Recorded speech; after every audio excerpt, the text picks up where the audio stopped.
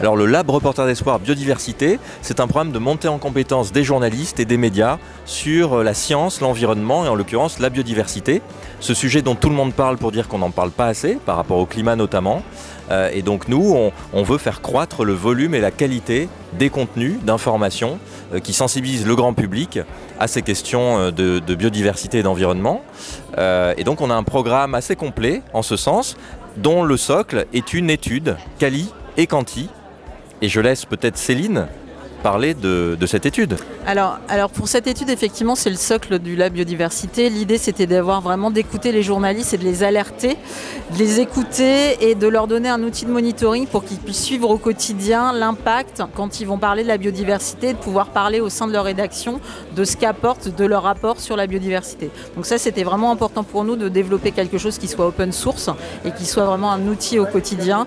Et puis de les faire réfléchir avec du design fiction sur effectivement des projections de société qui ne sont pas forcément souhaitables, mais qui permettent d'alerter les journalistes. Et en alertant les journalistes, la finalité étant bien sûr d'alerter les citoyens de par leur traitement médiatique de la biodiversité. Oui, puis pour compléter sur le lab, l'idée c'est qu'il y ait 3 grands axes. Donc effectivement, l'étude, c'est l'axe premier, l'axe socle, où on va analyser et suivre le traitement médiatique de la biodiversité.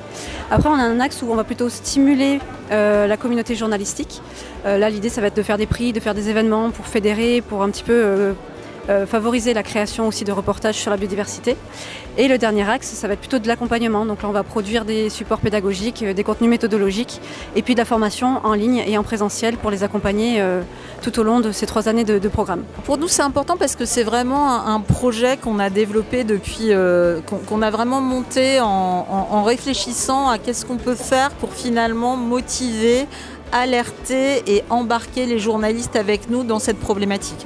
Donc c'est le fruit d'une réflexion globale et les études ne sont qu'un socle, ne sont que la partie, on va dire, initiale pour justement faire que les journalistes s'intéressent à la problématique, puisqu'on va parler de leur travail, pour les faire se développer, réfléchir et améliorer leur traitement. Donc c'est vraiment ce qui est important pour nous dans ce prix, c'est que ça montre vraiment comment les études finalement servent un besoin qui est beaucoup plus large et permet finalement de faire changer les prises de position, les actions. Et c'est d'autant plus important pour nous, agences d'études, quand il s'agit de projets qui sont là d'importance sociétale, comme l'est la biodiversité. Et après, pour Illigo, le fait d'avoir effectivement ce prix dans cette catégorie, ce grand prix, ça nous positionne. On est assez peu connus sur notre accompagnement en conseil et ça nous positionne sur cet accompagnement sur lequel on est présent mais moins connu. Donc pour nous, c'est effectivement très valorisant également. On est très heureux d'avoir ce prix et ce grand prix. Parce que ça vient couronner un travail, une vraie coopération avec Illigo et Reporters d'Espoir, donc une association et une agence d'études. Donc pour nous c'était une première en plus, donc on est très heureux que ce travail nouveau pour nous soit distingué. Et puis ça nous permet de mettre en lumière aussi notre cause, celle de la montée en compétence des journalistes sur la science et l'environnement, mais aussi celle du journalisme de solution.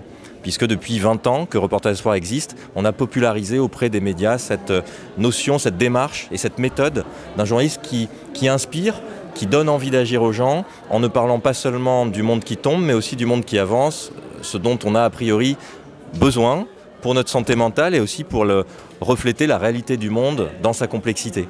Donc merci beaucoup à Syntec de permettre de mettre en lumière toute cette démarche.